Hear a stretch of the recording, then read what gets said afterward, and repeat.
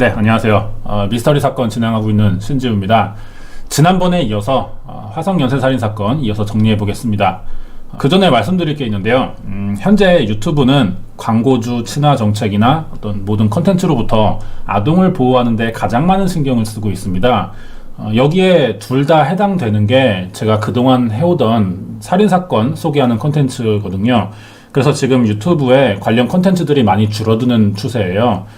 그래서 제가 그만둘 생각은 없기 때문에 제가 다양한 시도를 해서 어떻게든 영상을 올릴 수 있게 많이 시도를 해봤는데 나름의 돌파 방법을 좀 찾았습니다. 사진을 사용하지 않는 거예요. 그러면 영상을 올리는데 문제가 없더라고요. 유튜브가 정확한 가이드 기준을 알려주지 않기 때문에 그동안의 경험으로 추측해보면은 아마 살인사건을 이야기할 때 여기에 보이는 이미지들이 있으면은 그 상황이 연상될 수가 있다는 거죠. 그렇기 때문에 광고주 가이드에 좀 걸리는 것 같습니다. 사진을 안 쓰면 이 부분은 또 해결이 돼요. 그래서 당분간 좀 여러분이 보기에 재미가 없으실 수도 있는데 그래서 살인사건에는 사진을 사용하지 못할 것 같습니다. 예, 영상을 계속 제작하려면 어쩔 수 없는 부분인 것 같아요. 양해해 주시기 바라고요. 예, 오늘 내용 시작하겠습니다. 예, 이번 사건은 우리나라 역사상 가장 큰 범죄 사건이 될 겁니다. 관련 소식은 지금 이 순간에도 계속 전해지고 있고요. 2019년 10월 1일이었죠. 화성 연쇄 살인 사건의 유력 용의자로 지목된 이춘재가 그동안의 범행 사실을 자백했습니다. 용의자로 지목된 지 2주 만에 자백을 얻어낸 거예요. 하지만 잘 아시는 대로 공소시효가 만료됐기 때문에 처벌은 불가능하고요. 범인이 누구인지 확인하는 정도에서 그칠 것으로 보입니다. 먼저 정리할 부분은요. 어떻게 자백을 이끌어냈느냐예요. 33년 동안 숨기고 있던 범죄자에게서. 이춘재와 대면 조사를 하는데 여기에 프로파일러 9명과 법체면 전문가 2명이 투입됐습니다. 여기에는 강호순 사건 당시에 직접 자백을 받아냈던 공은경 경위도 포함되어 있어요.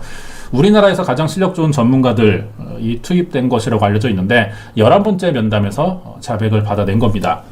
어떤 이야기가 오갔는지 궁금한데 수사 기법상 공개되지는 않을 것 같아요. 기사를 통해서 일부만 알려질 것 같은데 제가 기억나는 기사 중에 이런 부분이 있었습니다. 이춘재가 그 여성 프로파일러에게 손이 이쁘다, 잡아봐도 되냐 이런 말을 했다는 기사였어요. 저는 이게 아주 중요한 부분이라고 생각하거든요. 사건 수사에서 가장 많이 이루어지는 부분은 면담입니다. 85% 이상이 여기에 투자되는데 예전에 비해서 면담의 비중이 더 높아진 거예요. 왜냐하면은 수사 기법이 발달하면서 정확한 증거물 채취나 감식을 하는 속도가 아주 빨라졌거든요. 그리고 프로파일링 기법이 도입되면서 범죄 심리 전문가들의 연구 영역이 넓어지게 된 거죠. 그래서 최근 수사 경향을 보면 목격자를 만나보거나 용의자를 신문하는 등 사건에 관련된 사람들의 말을 들어보는데 가장 많은 시간을 쓰게 됐습니다. 자, 면담은 사건 수사에서 그만큼 중요한 부분입니다. 이번 사건은 더 그렇죠. 공소시효가 지났고 DNA 하나만 확인되는 상황에서 당사자의 자백만을 통해 혐의를 입증해야 되거든요. 이 사람이 입을 열지 않으면 다른 방법이 없어요. 거기서 끝나는 겁니다. 그만큼 이번 면담에서 거짓말을 파악하는 능력이나 사실을 있는 그대로 이끌어낼 수 있는 이런 기술들이 요구됐죠. 어려운 조건이었는데 성공했다는 겁니다. 그럴 수 있었던 이유는 용의자와 신뢰관계를 형성한 게 가장 결정적이었다고 보이는데 관련 기사를 보면 라포르라는 단어 많이 나오고 있죠. 상호 신뢰관계 말합니다. 상대방에게 무언가를 말해야 될 때 처음 보는 사람보단 자주 만나는 사람에게 말하기 더 편하겠죠. 이왕이면 친한 관계이고 신뢰감까지 든다면 가장 정확한 대답이 나올 겁니다. 프로파일러들과 이춘재는 처음 보는 사이였어요. 그런데 11번 만나면서 그동안의 비밀을 다 말할 정도의 신뢰관계를 형성했고 자백을 이끌어냈다는 겁니다. 단순하게 대단하다고만 말하기에는 이게 표현이 좀 부족한 정도의 일이에요. 그만큼의 어려운 일을 해낸 겁니다. 자, 라포르 형성에서 가장 중요한 거는요. 신뢰관계를 쌓고 편안한 관계를 만드는 겁니다. 그러는 동시에 중요한 게 주도권을 뺏겨서는 안 된다는 거예요. 사이코패스로 분류되는 연쇄살인마들의 특징 중 하나가 경찰을 농락한다는 거죠. 그러면서 면담의 주도권을 자신이 가져온다는 거예요. 경찰의 질문에 대답을 잘 해주지 않아요. 살인을 했습니까? 라고 물으면 오히려 어떨 것 같냐? 라는 식으로 되묻는다는 거죠. 퀴즈를 내고 심리게임을 해요, 혼자서. 예를 들어서 시체를 어디에 묻었다라고 장소를 말해줍니다. 그러면 경찰이 대규모 인력 편성해서 그 주변을 수색하죠. 그런데 시체가 안 나와요. 거짓말했으니까. 이런 식으로 장난을 치면서 자신이 뭐 경찰을 조종하고 있다라는 착각을 갖고 여기에 또 주도권을 가져오려고 하고 이런 경우가 생깁니다. 이번에 이춘재가 손 잡아도 되냐라고 했던 그 말이 제가 볼 땐 여기에 해당되는 것 같습니다. 뭐 의도했는지까지는 모르겠어요. 하지만 이 사람에게 정확한 사실을 이끌어내야 되는 그 프로파일러들의 입장에서는 아주 중요한 상황이 된다는 거죠. 허락하게 되면은 이후에 주도권을 뺏기게 될 거예요. 다른 걸 또 요구할 수도 있거든요. 그렇다고 이걸 거절하자니 신뢰관계가 형성되지 않겠죠. 그래서 이 프로파일러가 선택한 방법은 이런 말이었습니다. 조사가 마무리되면 악순환하시죠 였어요. 이거를 좀 분석해야 되는데 공적인 자리라는 선을 그으면서도 이춘재가 기분 나쁘지 않을 정도의 전략적인 대답으로 거절을 했다는 겁니다. 오히려 이 말을 들은 이춘재는 자신이 실수했다는 느낌도 받을 것 같아요. 그럼 오히려 미안한 마음에 이춘재 쪽에서 적극적으로 좀 면담에 응해줄 이런 여지도 생기는 거고요. 그렇다고 주도권을 뺏기지 않기 위해 뭐 기싸움을 팽팽하게 하는 이런 느낌을 줘서도 안 될 겁니다. 말로 하면 되게 쉬운 일인데 실제로는 상대방의 표정이나 말하는 속도, 톤의 변화, 행동, 습관까지 파악해 가면서 순간적으로 어떻게 말해야 될지를 결정해야 되는 굉장히 어려운 수사 기법이죠. 한마디로 이춘재의 심리적인 방어 기제를 무너뜨렸기 때문에 DNA 증거도 나왔으니 할 수 없네요로 시작되는 자백을 이끌어낼 수 있었다고 생각됩니다. 자, 그러면은 이제 무슨 일을 해야 되느냐. 이춘재의 자백 내용들이 사실인지를 좀 따져봐야 되는데요. 지난 1일에 이춘재가 범행을 자백하기 전이었어요. 사건 당시 이춘재가 탔다는 버스의 운전기사와 안내양이 목격자였습니다. 그런데 지금 운전기사는 이미 병으로 암에 걸려서 사망했다고 알려져 있습니다. 하지만 버스 안내양을 찾긴 했어요. 그래서 최면 조사해본 결과 자신이 본 사람이 지금 그 이춘재가 맞다는 진술이 있었고요. 이미 대면 조사부터 DNA 결과 나왔으니까 이춘재를 범인이라고 가리키고 있는 상황인 거죠. 사건 당시 공개된 몽타주와 이춘재의 사진도 공개됐는데 굉장히 비슷해요. 이것도 지금까지 이춘재가 저지른 범행이 확실하다는 DNA 증거는 처음에 5차, 7차, 9차였다가 4차가 추가됐습니다. 총 4건에서 혐의가 어느 정도 일치하는지 좀 확인해 보려고 했는데 갑자기 이춘재가 나머지 사건들까지 전부 털어놔 버렸어요. 추가 사건이 100건이 있었고 30번의 강간도 했었다고 말했거든요. 이런 상황이다 보니 경찰은 이춘재의 진술 내용에 신뢰성이 좀 높다라고 판단하는 것 같습니다. 그래도 이춘재가 직접 그림까지 그려가면서 설명했다지만 기억력이 단편적이에요. 내용을 보면 시간이 오래 지나기도 했고요. 그래서 범행 장소나 정황, 자세한 점들은 차이를 좀 보이고 있습니다. 그동안의 수사 내용과 비교해보면. 그래서 범인으로 확정되더라도 지금 한 진술 내용들을 100% 다 신뢰해서는 안 될 것 같아요. 앞으로는 이런 점들을 확인하기 위한 면담이 계속 될 거고요. 관련 기사가 계속 나오겠죠. 8차 사건이 특히 그런데요. 8차 경우는 모방범의 소행이라고 판단됐었고 당시에 범인도 검거했습니다. 그런데 이춘재가 자신이 한 일이라고 말했거든요. 여기에 8차 사건의 범인으로 검거됐던 그 윤씨라는 사람은요, 자신이 무죄라는 주장도 계속 해오고 있었어요. 그러니까 이 부분이 또 확인돼야겠죠. 확인 결과에 따라서 사실로 밝혀진다면 지금까지 범인을 잘못 검거했거나 잡지 못한 미제 사건들의 진범도 찾아내게 되는 겁니다. 이 사건을 보는 여론 중에 특별법을 만들자, 그래서 가중처벌하자라는 이야기도 나오고 있어요. 청원글도 굉장히 많이 올라가고요. 그런데 현실적으로는 쉽지 않은 일일 겁니다. 이춘재가 모범수예요. 1급 모범수입니다. 그래서 처음에 프로파일러 면담에서 혐의를 부인했던 게 혹시나 모범수가 돼서 가석방을 노리는 게 아니냐, 이런 불안감들이 있었던 것 같습니다. 그런 마음에서 나왔던 말이라고 생각되는데요. 무기징역을 선고받아도 20년 이상 지나면 가석방 대상인지 검토가 가능해집니다. 하지만 이춘재는 특별 사면이나 가석방 심사 대상자도 아니었어요. 법무부 관계자의 말로는 성폭력이나 살인죄로 수감된 경우 가석방이나 특별 사면 대상에서 제외된다라고 합니다. 이춘재도 자신이 가석방 대상자가 아니라는 점을 알고 있었다고 밝혔고요. 혹시나 가석방 대상자가 되더라도 지금 국민 여론이 이렇게 형성되어 있잖아요. 그러면 현실적으로 심사를 할 수가 없습니다. 심사자들이 이 외부의 시선을 견딜 수가 없어요. 따라서 지금 이춘재가 아무리 1급 모범수라도 이런 혜택을 받기는 거의 힘들 것으로 보입니다.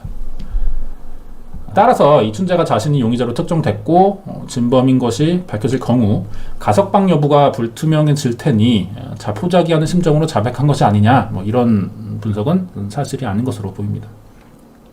앞으로도 계속 프로파일러들이 이춘재와 면담을 할 거예요. 추가 자백한 범행 사항을 알아볼 예정이고 기사들은 계속 나올 겁니다. 새로 추가 정보 생기는 대로 다시 영상 또 만들 예정이고요. 지금부터는 지난번에 하지 못한 이춘재는 과연 어떤 사람이고 화성 연쇄살인 사건 당시의 일들과 현재 이춘재의 남은 범행으로 의심되는 몇 가지 사건 알아보도록 하겠습니다. 이춘재는 1963년 1월 경기도 화성군 태안읍 진안리, 지금은 행정구역이 좀 다시 편성됐거든요. 화성시 진안동입니다. 여기서 태어났어요. 어릴 때는 특이한 점 없고 착하고 조용한 아이였다고 합니다. 이웃 주민들도 착하고 대답도 잘하고 성품 좋은 아이라는 말을 한 적이 있어요. 고등학교는 수원에서 다녔습니다. 여기서 동창생들도 착하고 조용한 친구로만 기억했고요.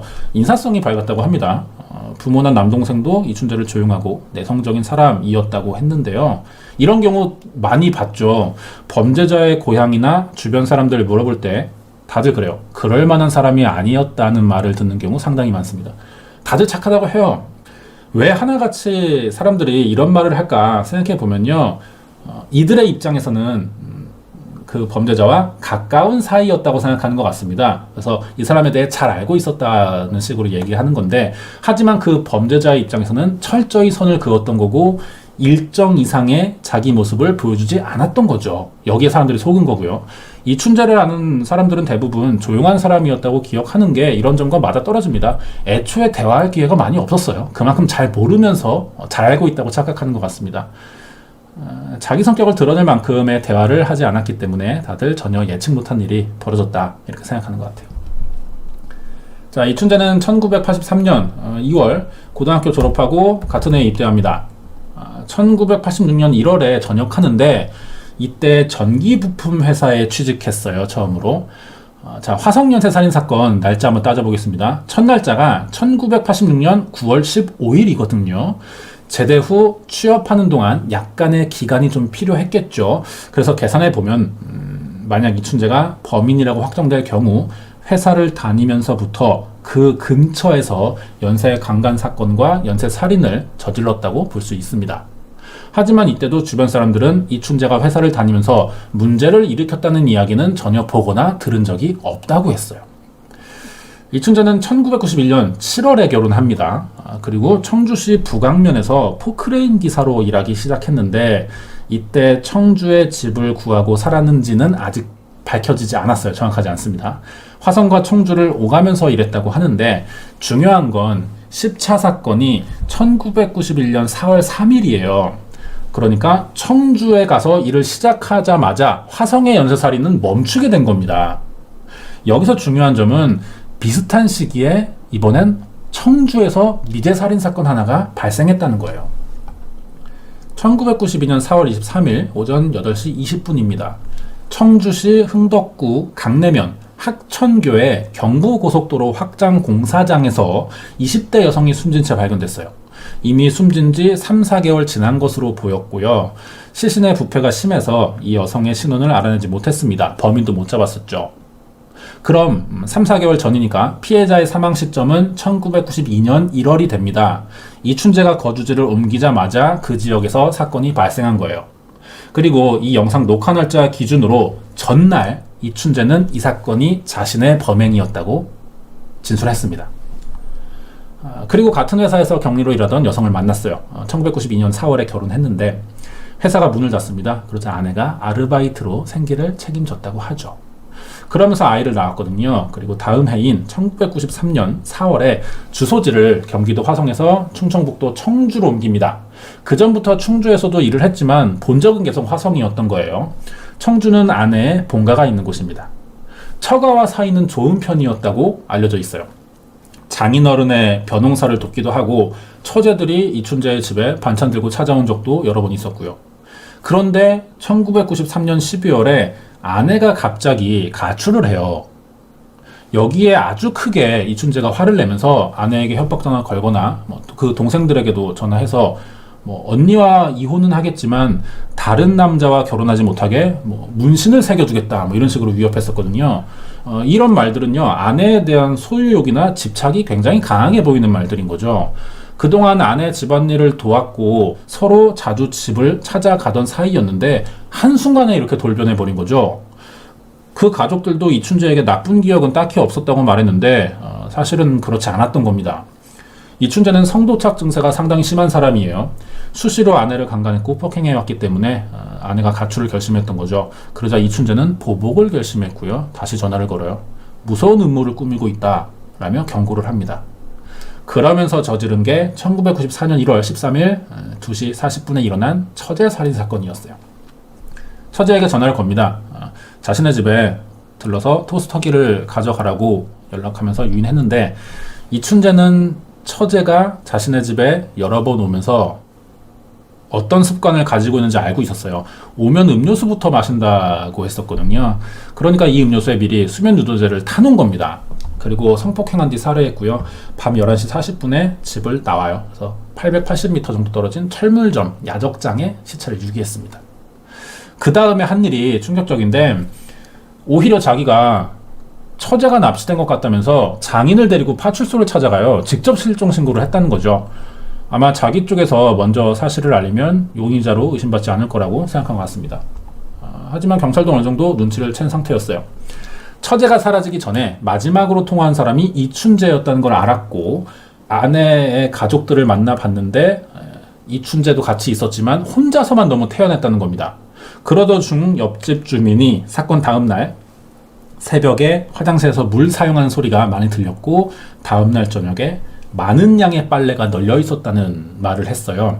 이 증언으로 이춘재의 집을 수색하게 본 거죠, 경찰이. 여기서 화장실을 감식했더니 세탁기 밑에서 처제의 혈액과 집안에서 머리카락을 발견합니다. 사체를 묶은 스타킹은 집 나간 아내의 것이었어요. 집에 있던 거죠. 그래서 이춘재를 처제 살인 사건의 범인으로 검거하게 됩니다. 이춘재는 경찰 조사에서 아내가 가출해 혼자 외롭게 살고 있는데, 처제가 수시로 찾아와서 자기 탓을 하자 싸우다가 우발적으로 살해했다고 밝힙니다.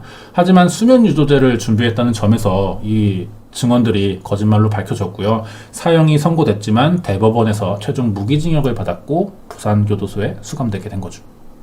여기까지가 이춘재의 범행이에요. 이때 검거되지 않았다면 화성이나 청주 오가면서 계속 범행을 저질렀을 겁니다. 성범죄자들의 특징이 붙잡힐 때까지 이 욕구를 참지 못하고 계속 저지른다는 데 있어요. 통계상 재범률이 가장 높은 것도 성범죄이고요. 화성 연쇄 살인 사건으로 검거된 건 아닙니다. 하지만 그 당시에 용의자로 의심받은 적은 있었어요. 화성의 6차 사건 이후입니다. 1987년에 경찰이 탐문 수색과 행적조사 등을 통해서 이춘재를 용의자로 지목했어요. 그래서 조사를 받은 적이 있었습니다. 하지만 당시엔 경찰이 범인의 혈액형을 B형이라고 단정지었거든요. 하지만 이춘재와 달랐고 현장에서 족적도 있었는데 이게 이춘재와 발 크기가 맞지 않았던 겁니다. 그래서 용의선상에서 벗어나요. 한번 용의선상에서 벗어나면 다시 수사받는 경우가 아주 드물기 때문에 더 이상 의심받지 않았던 것 같습니다. 자, 여기서 한 가지 정정해야 될 게, 제가 저번 방송에 그 혈액검사 시스템이 부실해서 감식이 제대로 이루어지지 못했던 것 같다는 말을 한 적이 있습니다. 이 부분을 많은 사람들이 지적을 했어요. B형이나 O형이었다는 결과를 발표했었는데 제가 B형이라고만 단정 지으면서 경찰을 비판했다는 거죠. 이거 좀 정정해야 될 것 같습니다. 감식 기술이 아니고요. 경찰 내부의 조직 체계에 관한 문제였던 것으로 보여요, 저는. 당시 O형이나 B형일 가능성이 높다고 한 그 결과서는 저도 봤습니다. 그건 맞아요. 그런데 정작 이춘재가 용의선상에서 벗어난 이유는 혈액형이 달라서였거든요. O형일 가능성도 있다였으면 이춘재와는 일치하는 겁니다. 그런데 왜 이춘재가 용의선상에서 제외됐냐면, 감식 결과는 제대로 나왔지만 직접 현장을 나가고 용의자를 추려서 검거해야 되는 그 형사들이 이걸 다 전달받지 못한 것 같아요. 그게 아니면 설명이 안 됩니다. 직접 정확한 분석 결과를 받은 건 상부의 소수의 형사들이고, 그 밑으로는 입으로만 전달되다 보니까 그 당시에 도대식 수사 방법인 거죠. 전달 체계. 모든 정보가 다 전달되기 힘든 거예요. 어느 순간부터는 내부에서 B형이라고만 알려지게 됐을 가능성이 저는 있다고 보거든요.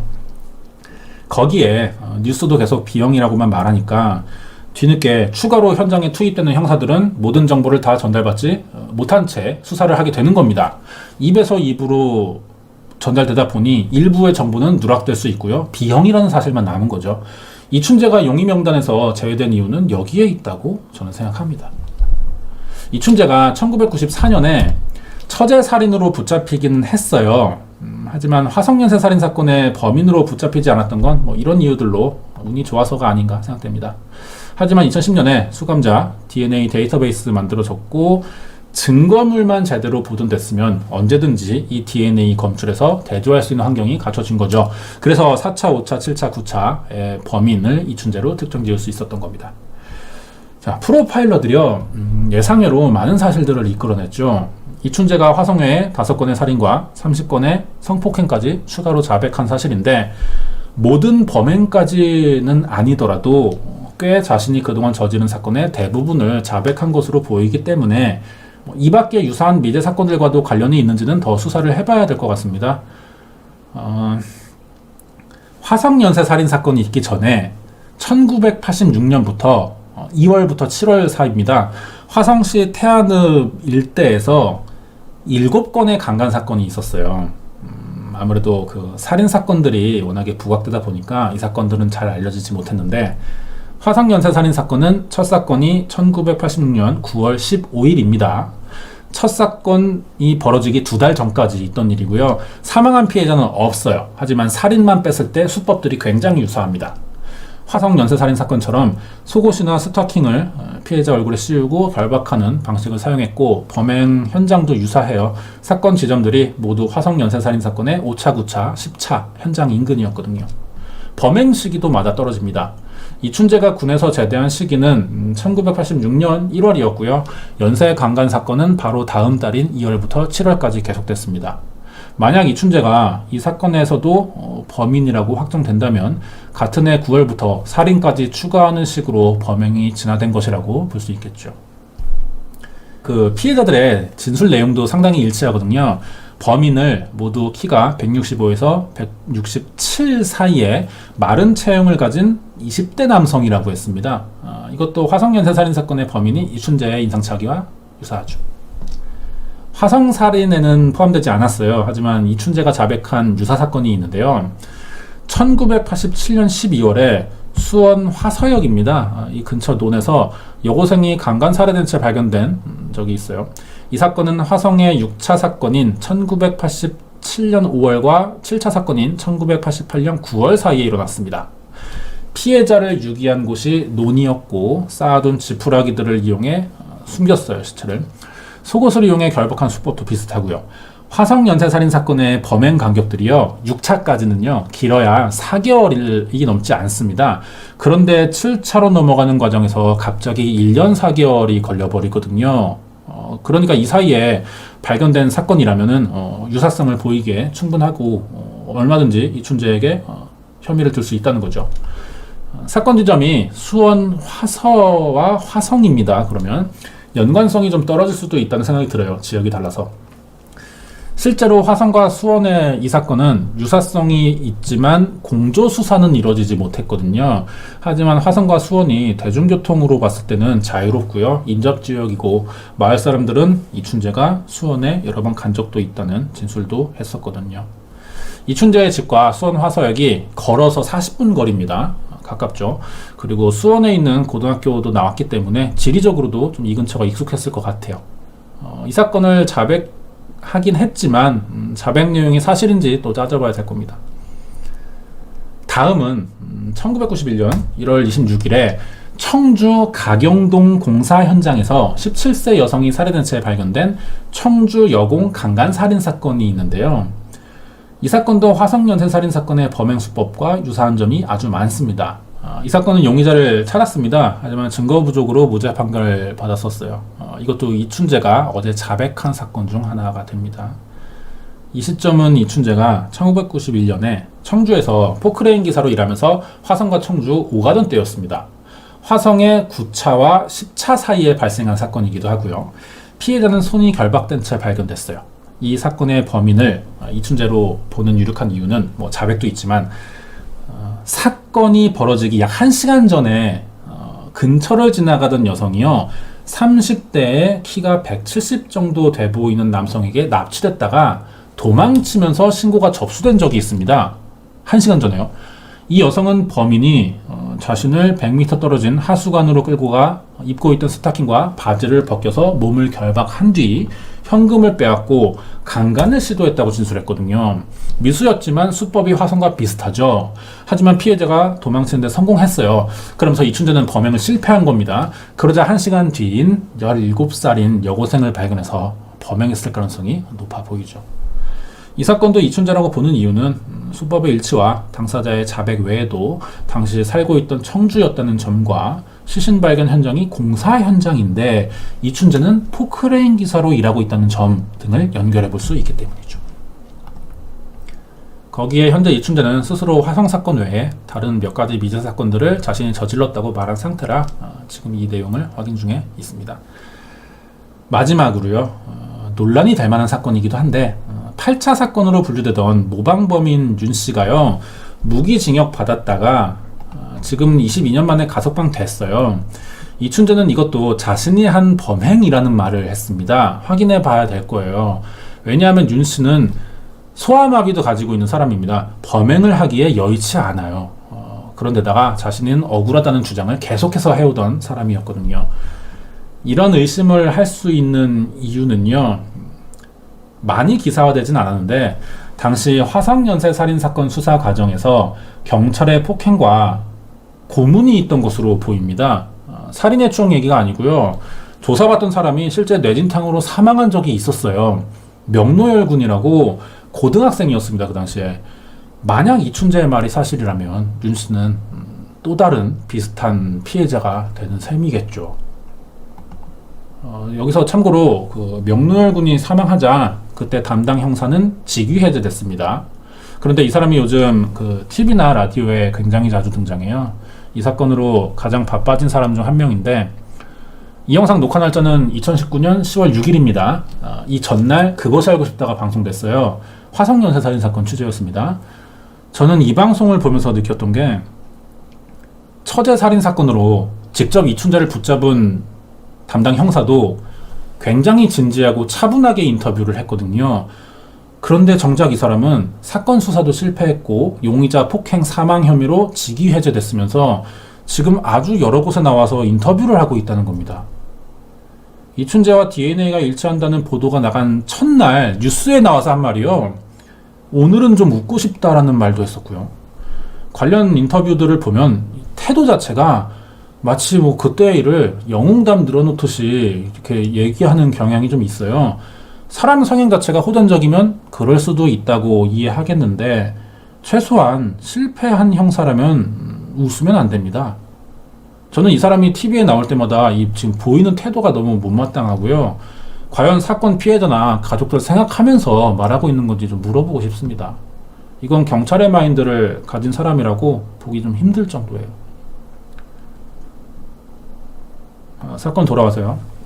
이렇게 이춘재라는 사람을 정리해보면 그동안 여러분이 봐왔던 해외의 극악무도한 연쇄살인마들과 비교해봤을 때 차원이 다른 사람이라는 걸 알 수 있죠. 비교가 안 돼요.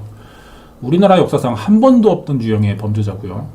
그런데 앞에서 얘기했지만 가족이나 당시 마을 주민들은 그렇게 생각 안 하거든요. 지금도. 어제 그것이 하고 싶다 본 사람들은 경악했을 겁니다. 어떻게 저런 말을 할 수 있지? 오히려 누명을 썼다고 보는 사람들도 있어요. 왜 이 사실을 믿지 못하냐는 거죠. 가까이 했던 사람일수록 그럴 수밖에 없다는 생각이 듭니다.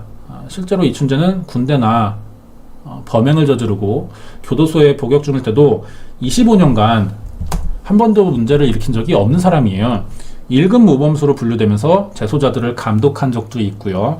교도관들도 모범적인 사람으로 기억하는데요. 여기엔 두 가지 이유가 있다고 봅니다. 여성만 노리는 강간살인범들의 특징 중 하나가 힘의 논리에 너무 잘 순응한다는 거예요. 이들의 어릴 적을 보면 남성에게 성폭행이나 집단 괴롭힘으로 수치심을 받는 경우가 많거든요. 그러다 보니 남성성이 강하게 드러나는 상대에겐 폭력성이 나오지 못하는 거죠.